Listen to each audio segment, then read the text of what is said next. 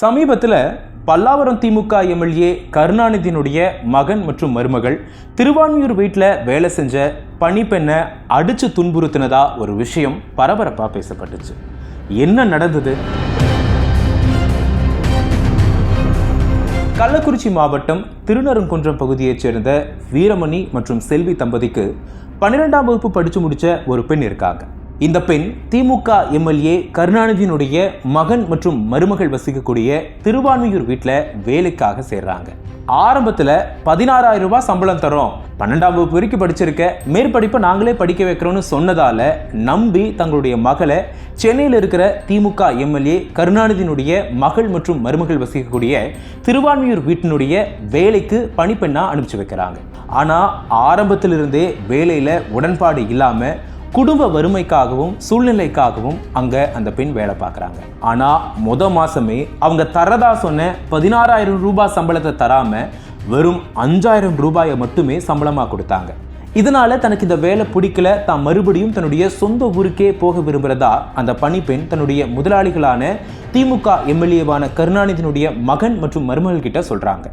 ஆனால் இதை ஏற்றுக்க மறுத்து தொடர்ந்து அந்த பணிப்பெண்ணை பல மணி நேரத்துக்கும் மேலேயும் வேலை செய்ய சொல்லி கட்டாயப்படுத்துகிறாங்க. அது மட்டும் இல்லாமல் சரியாக வேலை செய்யலைன்னு சொல்லி அடிக்கிறது, ஏன் துணியை காய போடலைன்னு சொல்லி கரண்டியால் சூடு வைக்கிறதுன்னு பல கொடுமைகளை பண்ணியிருக்காங்க. இன்னும் கொடூரமாக கன்னத்தில் சூடு வைக்கிறது, முடியை பிடுங்கி சித்திரவதை பண்ணுறதுன்னு அந்த இளம்பெண் பல கொடுமைகளுக்கு ஆளாகியிருக்காங்க. பொங்கலுக்கு ஊருக்கு போகும்போது அவங்க வச்ச சூடு காயங்கள் வெளியே தெரியாமல் இருக்கிறதுக்காக மருதாணியை வச்சு மறைச்சு அனுப்பிச்சிருக்காங்க. ஊருக்கு போன உடனே தனக்கு நடந்த கொடுமைகளை சொல்லி அழுக அந்த பெண் உடனடியாக உளுந்தூர்பேட்டை அரசு மருத்துவமனையில் சிகிச்சைக்காக அனுமதிக்கப்படுறாங்க.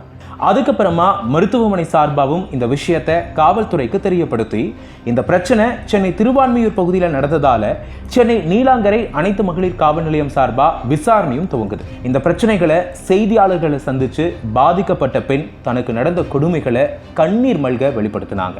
அவங்க சொல்லும்போது 16 மணி நேரத்திற்கும் மேலே வேலை வாங்கினது, கம்பியை சூடு பண்ணி உடம்புல பல இடங்கள்ல சூடு வச்சது, சிகரெட் புகையால பல இடங்கள்ல சொல்ல முடியாத பல இடங்கள்ல சூடு வச்சு துன்புறுத்தினது, ஹேர் ட்ரையரால மண்டையில ஓட்ட விழுகிற அளவுக்கு அவங்க காயப்படுத்தினது, நிர்வாணமா நிக்க வச்சு செருப்பால அடிச்சது, 2 லட்சம் ரூபாய் கடன் வாங்கியிருக்கேன்னு பொய்யா எழுதி வாங்கினது, தகாத வார்த்தைகளால திட்டுனதுன்னு பல விஷயங்களை அவங்க கண்ணீர் மல்க அங்கே நடந்த கொடுமைகளை சொல்லி தீர்த்திருக்காங்க.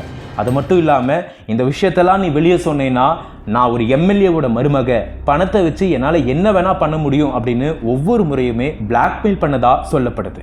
இப்படி தனக்கு நடந்த ஒவ்வொரு கொடுமைகளையுமே கண்ணீர் மல்க பாதிக்கப்பட்ட பெண் அவங்களுடைய தரப்பிலிருந்து சொல்லியிருக்காங்க.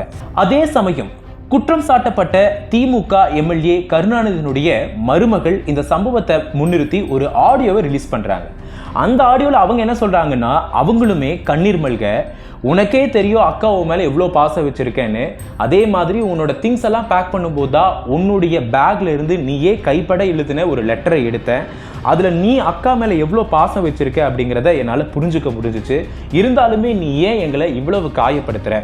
என்னையும் சரி அண்ணனையும் சரி பாப்பாவையும் சரி திட்டி தீர்த்திருக்க, ஃபேமிலியை டேமேஜ் பண்ணியிருக்க, ஏன் எங்களுடைய மாமனாரை இந்த அளவுக்கு நீ அசிங்கப்படுத்துற? ஏன்னா அவர் மிகப்பெரிய அளவில் உழைச்சிருக்காரு, நிறைய மக்களை போய் சந்திச்சிருக்காரு, அவரை நீ பண்ணுறது நியாயமா அப்படின்னு அவங்களுடைய தரப்பிலிருந்தும், அதாவது திமுகவினுடைய எம்எல்ஏவினுடைய மருமகளான அவங்க சார்பிலாகவும் ஒரு ஆடியோவை வெளியிட்டிருக்காங்க. அதே மாதிரி பாதிக்கப்பட்ட பெண்ணுடைய தாயார் அவங்க சொல்லும்போது, நாங்கள் திமுகவினுடைய எம்எல்ஏ ஒரு நல்ல குடும்பம், 12ஆம் வகுப்புக்கு அப்புறமாவும் படிக்க வைக்கிறோம், 16,000 ரூபாய் சம்பளம் தரோம், இதெல்லாம் சொன்னதுனால தான் நம்பி ஏமாந்து அனுப்பிச்சோம். ஆனால் நாங்கள் ஒவ்வொரு முறையுமே ஃபோன் பண்ணி பேசும்போது இல்லை எங்கள் பொண்ணுகிட்ட பேசணும்னு சொல்லும்போது அவங்க அதை மறுத்துட்டாங்க. கேட்கும்போதெல்லாம் வெளியே போயிருக்கா பாப்பா, இல்லை மேலே வேலை செஞ்சுட்டு இருக்கா, அப்புறமா கூப்பிட சொல்றேன்னு கிட்டத்தட்ட இவ்வளவு நாட்களை காலம் தாழ்த்திட்டாங்க. என் பொண்ணுக்கு இவ்வளவு கொடுமைகள் நடந்திருக்கிறது என்னால் ஏற்றுக்கொள்ளவே முடியலன்னு பாதிக்கப்பட்ட பெண்ணுடைய தாயாருமே கண்ணீர் மல்க வெளிப்படுத்தியிருந்தாங்க. சரி, இந்த விஷயத்துக்கு திமுகவுடைய எம்எல்ஏ கருணாநிதி அவருடைய தரப்புலேருந்து என்ன சொல்றாருன்னா, இப்படி ஒரு விஷயம் நடந்தது எதுவுமே எனக்கு தெரியவே தெரியாது. இந்த தரப்புல பாதிக்கப்பட்ட பாதிக்கப்பட்ட பெண் உண்மையாலுமே என்னுடைய மருமகள்னாலேயோ இல்லை என் மகனாலேயோ பாதிக்கப்பட்டிருக்கும் பட்சத்தில் அரசாங்கமோ காவல்துறையோ என் மகன் மீதும் மருமகள் மீதும் எந்த ஒரு நடவடிக்கை எடுக்கிறதா இருந்தாலும் அதுக்கு நான் முழு ஒத்துழைப்பு கொடுப்பேன் அப்படின்னு சொல்லியிருக்காரு.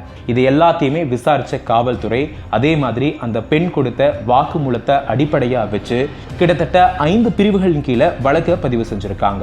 வன்கொடுமை தடுப்பு சட்டம், குழந்தைகள் பாதுகாப்பு சட்டம், ஆபாசமாக பேசுதல், மிரட்டுதல், தாக்குதல்னு 5 பிரிவுகளின் கீழே இப்போ வழக்க பதிவு செஞ்சிருக்காங்க. திமுகவினுடைய எம்எல்ஏ கருணாநிதியினுடைய வீட்டில் வேலை செய்யக்கூடிய பணிப்பெண்ணுக்கு இப்படி ஒரு கொடுமை நடந்திருக்கிறது அரசியல் வட்டாரத்திலும் தமிழக மக்கள்கிட்டையும் பெரிய பேசுபொருளாகவும் பரபரப்பையும் கலக்கத்தையும் ஏற்படுத்தியிருக்கு.